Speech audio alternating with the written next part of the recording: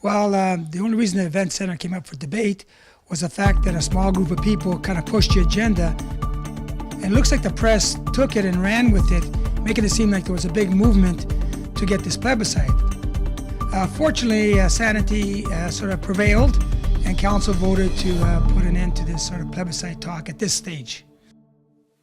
When Thunder Bay's event center fiasco could no longer be camouflaged, plenty of alleged culprits were offered up in sacrifice, and not one of them was on the city payroll.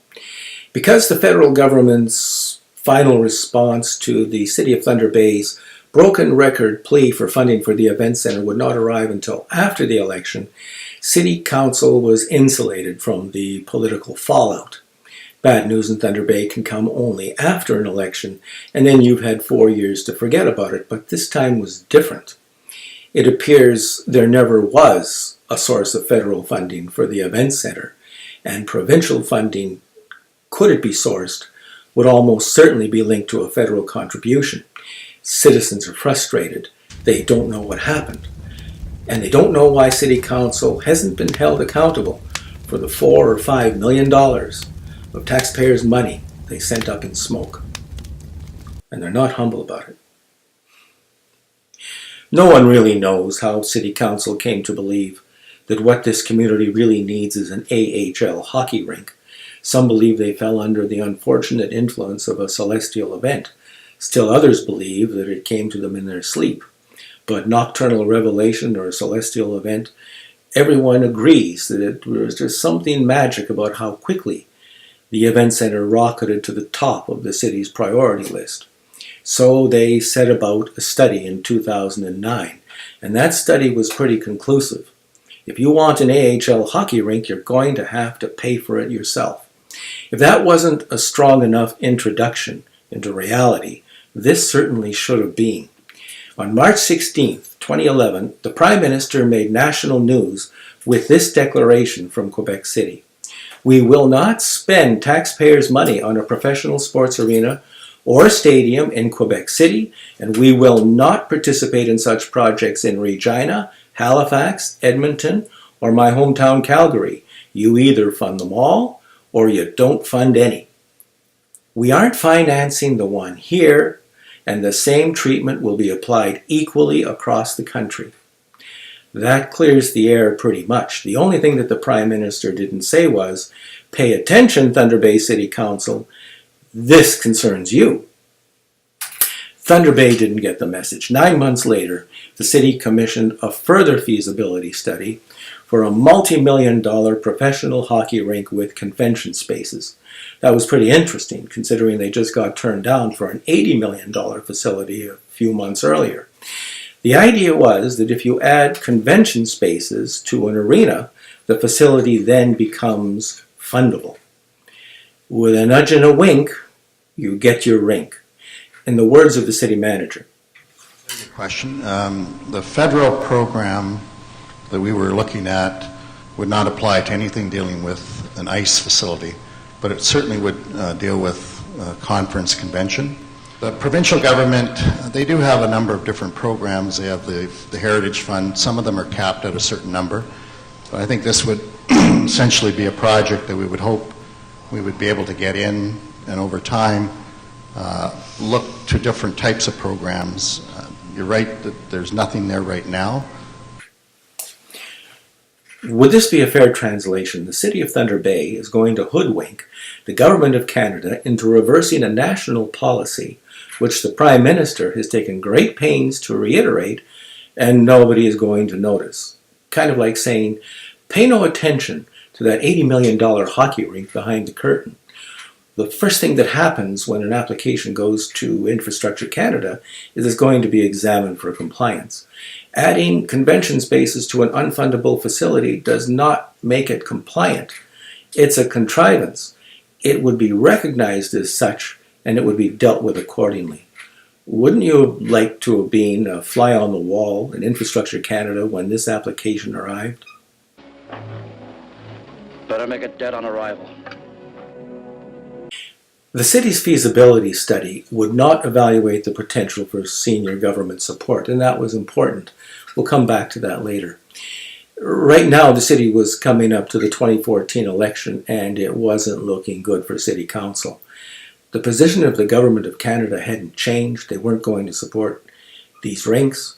The province's position was that they weren't going to get involved in anything that the government of Canada wasn't involved in, but it was all too late. The city had already spent millions of dollars of taxpayers' money on an arena with no chance of public funding, senior government funding. How would it be when they disclose that to their constituents in a ward meeting? What follows is less about building an event center and more about getting elected. It's more about getting re-elected at any cost. Council was bewildered at the resistance, and they would hear none of it, and their response could be withering. Things came to a head. Reporting on a council meeting of March 17, 2014, a columnist wrote of the blatant disregard for public opinion. Citizens appearing before council to express their concerns reportedly were condemned by aggressive councillors who appeared impatient, irritated, and even hostile toward their fellow citizens. The need for a plebiscite was challenged and dismissed as a ridiculous notion. The mayor himself was irritated enough to make a few caustic comments while rolling his eyes at the ignorance of taxpayers.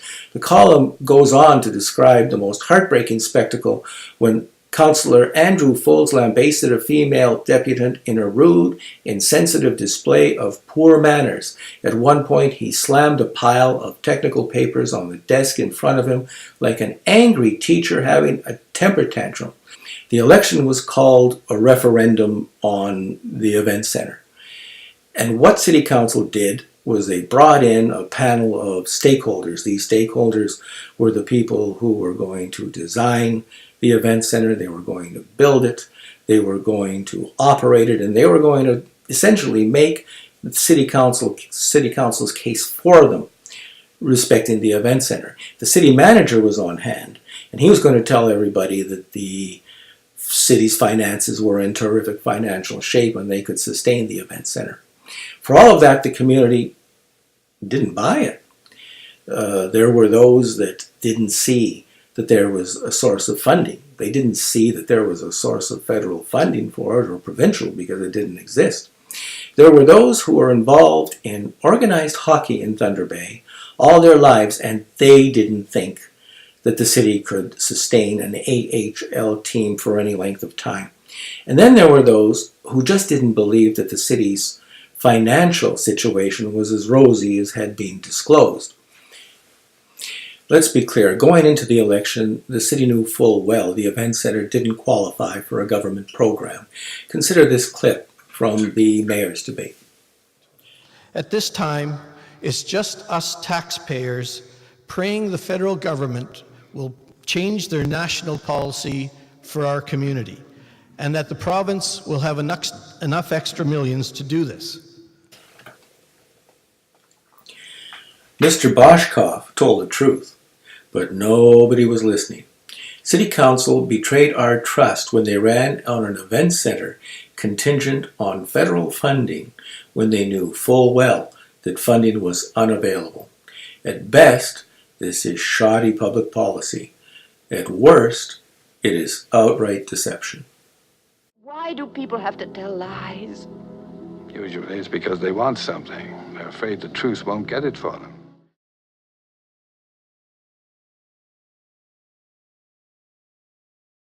Do you remember that robust economy that we were told about before the election?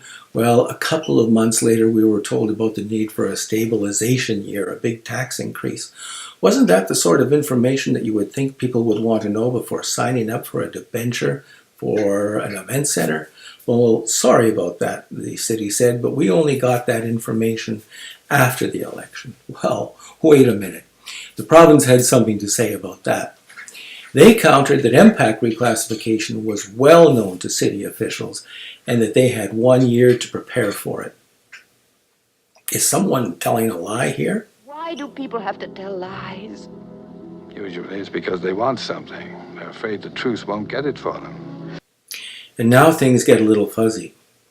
On February the 26th, the mayor told Thunder Bay that Build Canada had denied funding for the Thunder Bay Event Centre. But on March the 18th, we have this statement from Councillor Bitteramo. When did the city learn that Build Canada was not an option for this?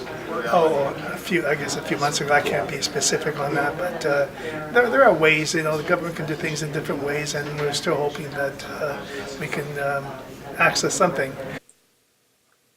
We better listen to that again. When did the city learn that Build Canada was not an option for this? Oh, I guess a few months ago. I can't be specific on that. So council appeared to know months before they told us. And you have to ask to pay no attention to the bird behind the curtain. If so, why would they withhold that information from us? Was it because they knew that people were already upset because of the financial revelations? Was it because the information came down so close to the election that people would have thought this looks kind of suspicious? And then for that matter, when did that information come down? Was it before the election? And when the government of Canada denied that funding, did they not tell them that it was because they didn't fund pro sports arenas? Of course they would have. And then if that is the case, why all the drama surrounding the application for funding from the gas tax when they knew full well that it would be immediately denied as it was? Council knew all along that there was no hope of funding for the event centre. The problem that they had was trying to make the event centre look like it was still alive through the election. And then they had to find a way to dribble out the bad news after the election. But the truth is, the event centre was dead in 2009. It was buried in 2011. The search had to go out now for a fall guy. Who was going to be responsible? Well, it would be the government of Canada. They would blame everyone from middle-level managers to cabinet ministers, with even an oblique reference to the Prime Minister's office. And why not? They were perfect for the frame. They had no sitting members in the city of Thunder Bay, and the government was very unpopular, so they were accused of everything from micromanaging our infrastructure to stringing municipal officials along. The daily newspaper agreed. It said that Thunder Bay received grubby treatment from Ottawa, and they challenged the notion that the government of Canada doesn't fund professional sports arenas. What would it take to convince them? Perhaps this. In 2017, a feasibility study for Sudbury by Ron Badolka, that would be our go-to consultant, presented a chart where he demonstrated that cities shouldn't look for financial support for pro arenas from senior government. Moncton was offered as an exception, but that is not at all clear. The government of Canada is adamant that that is not the case, and Moncton's Mayor LeBlanc had some explaining to do when he suggested otherwise. Thunder Bay's approach to funding event centres was mentioned and referenced really as a way not to do it. Isn't it ironic that a project originally meant to put Thunder Bay on the map relegates us now to a cautionary note on someone else's feasibility study? As to grubby treatment, well, if the NDP was elected, they would have done the same thing, and the Liberal government has followed suit. Beyond that, who's running the store? As one columnist noted, the review of funded infrastructure projects over this period revealed no event centres, but plenty of other projects were ongoing elsewhere. Thunder Bay did not even make the list.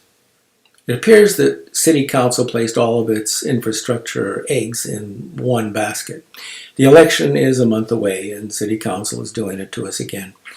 It is set to impose a so-called rain tax on Thunder Bay homeowners. It references an additional funding requirement for stormwater removal that could be assessed against water runoff on individual properties. Again, treating citizens like the proverbial jackass. A carrot is being dangled in front of us. After squandering wheelbarrows full of money on the event centre, a multi-million-dollar soccerplex is now on offer. Our water treatment plant has been in a state of emergency since 2012 when it failed. Criminal gangs once unheard of in Thunder Bay are now an everyday concern, as is drug addiction. Thunder Bay is said to be our nation's murder capital, its race relations supercharged. No amount of public relations can hide the problems that we face from residents or the rest of Canada. The same people who have brought us to this are asking for our support in this election again. What are we to do? We're only human. If I were human, I believe my response would be, go to hell. If I were human. The city has for too long scaled its projects beyond that which demand and resources justify. As flaws become apparent, the city and its courtesans in the media get mad at people for their alleged ugliness and declare that the public is against all change. Stupid public. It's time for some humility at City Hall. It's time for you to admit that you don't have all the answers. Stop lecturing and scolding us about what you think we should want, what you think is good for us. We've gone that route, and look at the mess that you've made of it. As citizens, it's time that we told the corporation of the City of Thunder Bay that we intend to be treated like shareholders and not sharecroppers. This election, let's give voice to some of those 100 voices out there that are struggling to be heard. And let bureaucrats and politicians alike know that in a democracy, the thing that they should most fear is the power of you. Please vote.